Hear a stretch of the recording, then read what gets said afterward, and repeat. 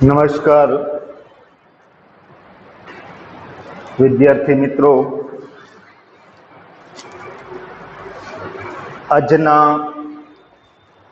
આપણા વિડીયોમાં ધોરણ 12 એસટી વિભાગમાં પ્રકરણ નંબર 2 શેર ફેરબદલી અને શેરનું કાયદાકીય હસ્તાંતરણમાં પ્રશ્ન નંબર 2 ની ચર્ચા કરશું।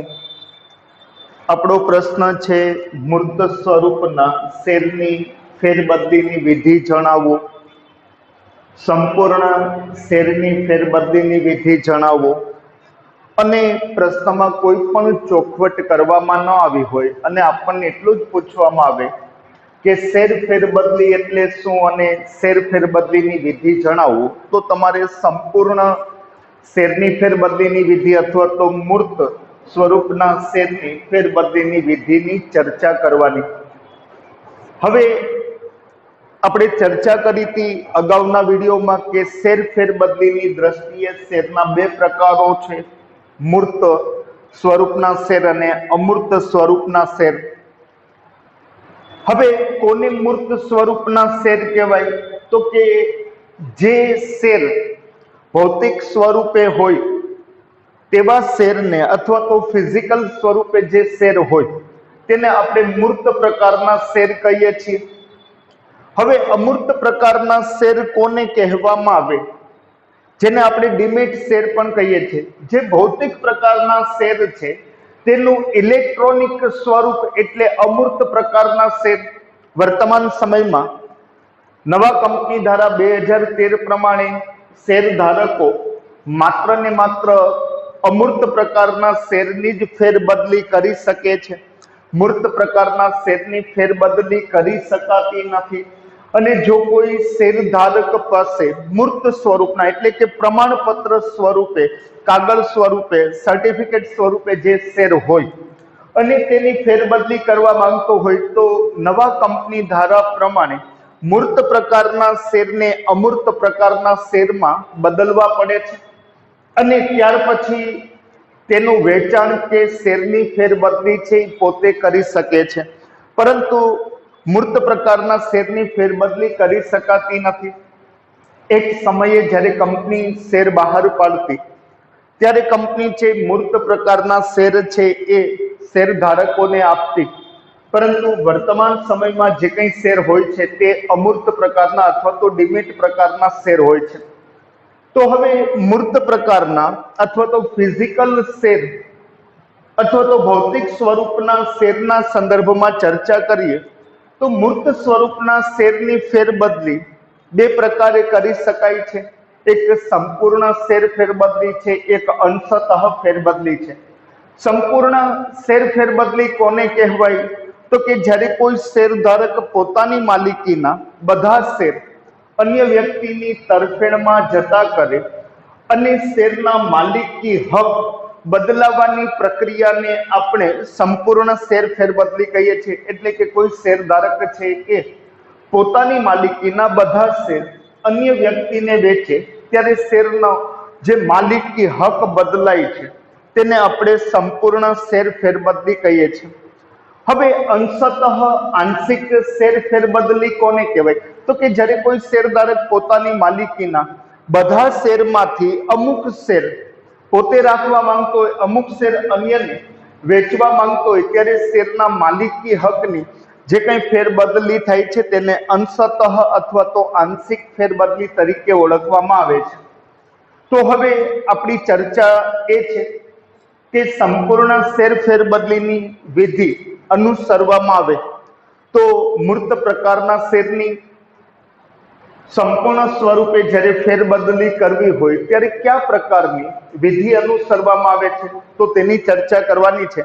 યાદ રાખો, મૂર્ત પ્રકારના શેરની જ્યારે શેર ફેરબદલી કરવામાં આવે ત્યારે કંપનીએ પોતાના જે કંઈ નિયમન પત્રમાં જે વિધિ દર્શાવેલ છે તે પ્રમાણે વિધિ અનુસરવી પડે છે।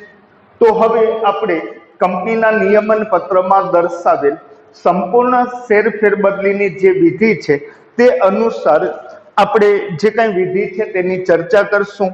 આપણું સૂત્ર છે નોમા ફોર નોનો ઠસન, તેના આધારે આપણે આ મુદ્દાઓની ચર્ચા કરવાની છે। 9 મુદ્દાઓની આપણે ચર્ચા કરશું। સૌથી પહેલો મુદ્દો છે ફોર્મની નોંધણી કરાવવી। જ્યારે બે પક્ષકારો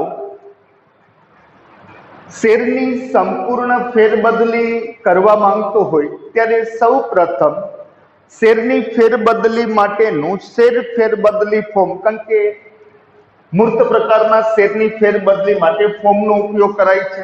ચોક્કસ પ્રકારના ફોર્મનો કે જે ફેરબદલી માટેનો હોય છે તેનો ઉપયોગ કરવામાં આવે છે। તો સૌ પ્રથમ શેર ફેરબદલી ફોર્મ છે એ જે પ્રાપ્તિ સ્થાનો છે જ્યાંથી આ શેર ફેરબદલી ફોર્મ મેળવી શકાય છે, તો ત્યાંથી આ શેર ફેરબદલી ફોર્મ છે એ પ્રાપ્ત કરવામાં આવે છે। પછી કંપનીની રજિસ્ટર્ડ ઓફિસે હોય અથવા તો જે કંઈ માન્ય શેર દલાલો છે તેની પાસેથી આ શેર ફેરબદલી ફોર્મ છે એ મેળવી શકાય છે।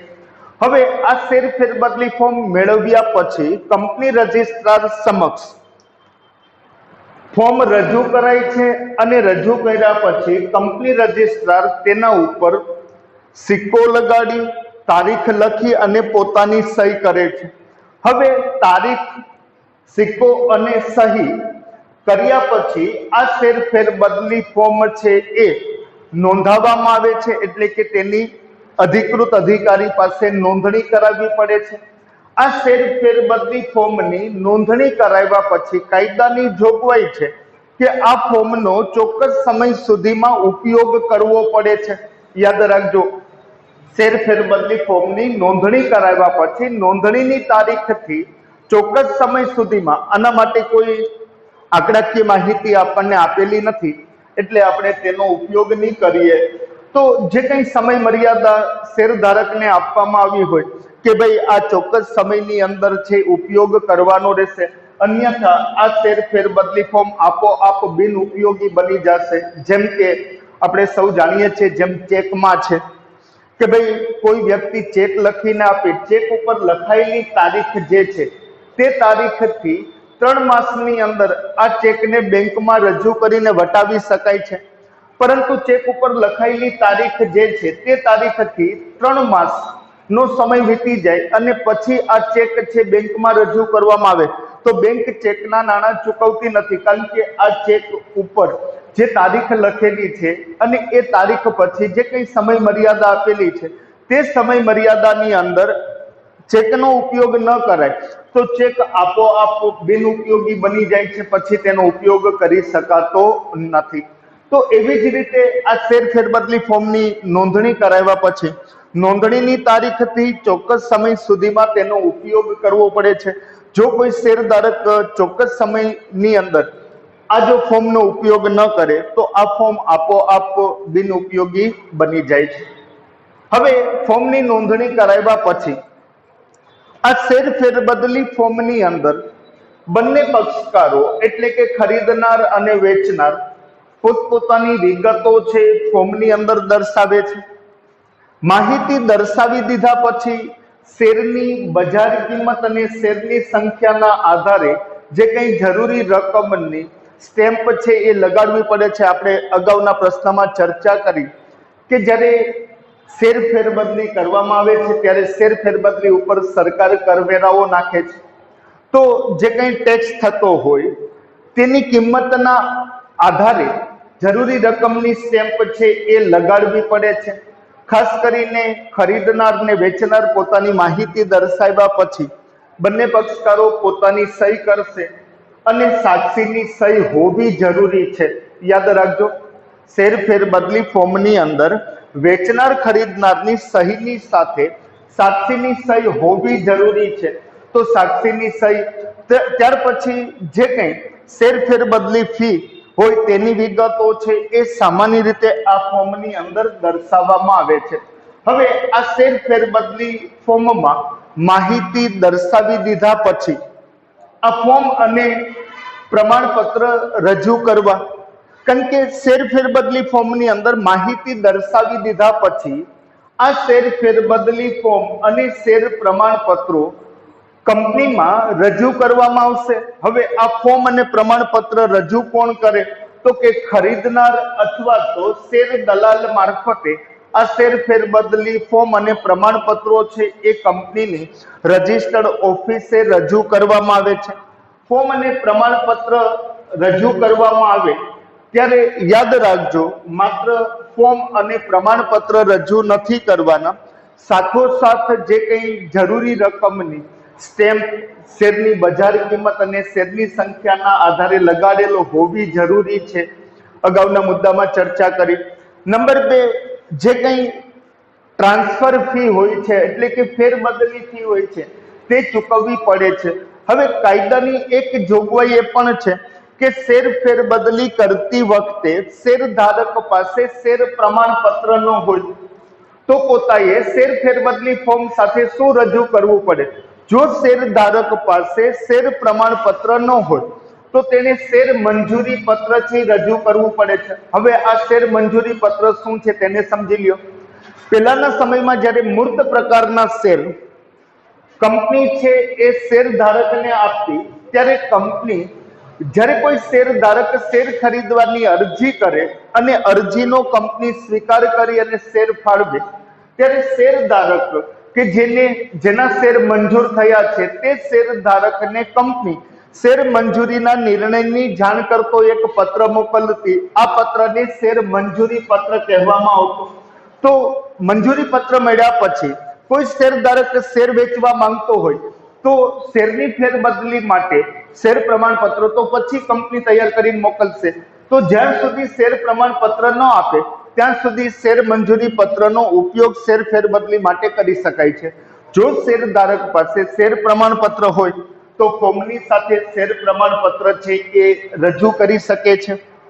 અને જો શેર પ્રમાણપત્ર ન હોય તો શેર મંજૂરી પત્ર કે જે કંપનીએ શેર મંજૂરીના નિર્ણયની જાણ માટે મોકલેલો જે પત્ર છે એ શેર મંજૂરી પત્ર છે એ શેર ફેરબદલી ફોર્મ સાથે રજૂ કરી શકે છે.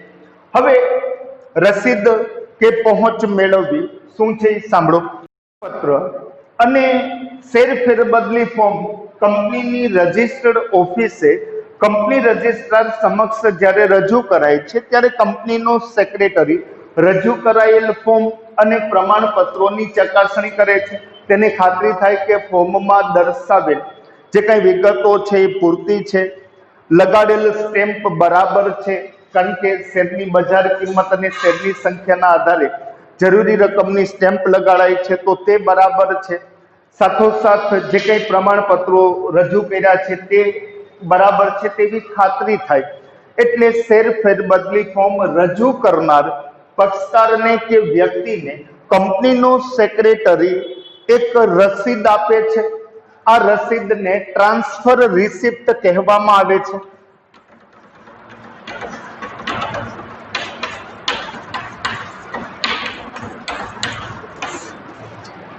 આ એક પ્રકારનો કાયદેસરનો પુરાવો છે કે ભાઈ રજૂ કરાયેલી માહિતી અને રજૂ કરાયેલા પ્રમાણપત્રો બરાબર છે તેની ખાતરી થાય ત્યારે જ કંપનીનો સેક્રેટરી ફોર્મ અને પ્રમાણપત્ર રજૂ કરનારને એક રિસિપ્ટ આપે છે જેને ટ્રાન્સફર રિસિપ્ટ કહેવામાં આવે છે. તો આ ટ્રાન્સફર રિસિપ્ટ એક પ્રકારનો ફોર્મ અને પ્રમાણપત્ર કંપનીમાં રજૂ કર્યા છે તેનો કાયદેસરનો પુરાવો છે.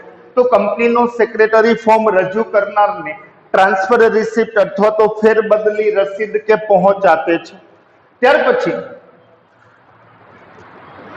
કંપની સેક્રેટરી શેર પ્રમાણપત્રો અને શેર ફેરબદલી ફોર્મ કંપનીમાં રજૂ કર્યા પછી કંપનીનો સેક્રેટરી બંને પક્ષકારો એટલે કે ખરીદનાર અને વેચનાર બંને પક્ષકારોને એક નોટિસ મોકલે છે.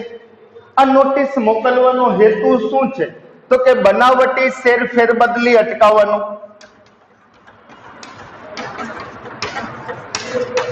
બનાવટી પ્રકારની શેર ફેરબદલી અટકાવી શકાય તે હેતુથી કંપનીનો સેક્રેટરી ખરીદનાર અને વેચનાર બંને પક્ષકારોને નોટિસ મોકલે છે અને આ નોટિસમાં દર્શાવવામાં આવે છે કે જો કોઈ પક્ષકારને શેર ફેરબદલી સામે વાંધો હોય તો 2 અઠવાડિયા એટલે કે 14 દિવસની અંદર વાંધા અરજી રજૂ કરી શકે છે.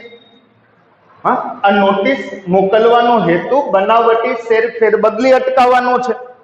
હવે આ નોટિસ મોકલ્યા પછી કંપની 2 અઠવાડિયાનો સમય આપશે કે ભાઈ કોઈ પણ પક્ષકારને શેર ફેરબદલી સામે વાંધો હોય તો 14 દિવસની અંદર વાંધા અરજી છે કંપનીમાં કરી શકે છે, જેથી કરી અને બનાવટી રીતે થતી હોય તેવા પ્રકારની ફેરબદલી છે એ અટકાવી શકાય.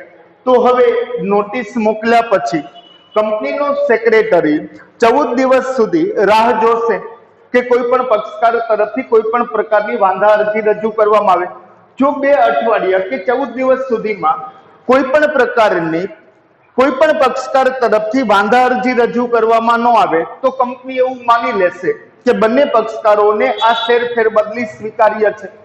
હવે શેર ફેરબદલી સ્વીકાર્ય છે તેમ ગણી અને કંપનીનો સેક્રેટરી શેર ફેરબદલી પત્રકની અંદર શેર ફેરબદલીની જરૂરી નોંધ કરે છે. હવે શેર ફેરબદલી પત્રકમાં કંપની સેક્રેટરીએ ફેરબદલીની જરૂરી નોંધ કર્યા પછી કંપનીનો સેક્રેટરી સંચાલક મંડળની સભા બોલાવે છે, કારણ કે સંચાલકોને નોટિસ આપી અને સંચાલક મંડળની સભા બોલાવે છે. હવે આ સંચાલક મંડળની સભામાં સંચાલકોને જરૂરી લાગે તો ફેરબદલી નામંજૂર કરી શકે છે, કારણ કે કાયદાની જોગવાઈઓનું પાલન ન થતું હોય, કંપનીના હિતમાં ફેરબદલી ન થતી હોય તો તેવા સંજોગોમાં સામાન્ય રીતે કંપનીનું સંચાલક મંડળ છે એ ફેરબદલી નામંજૂર કરી શકે છે.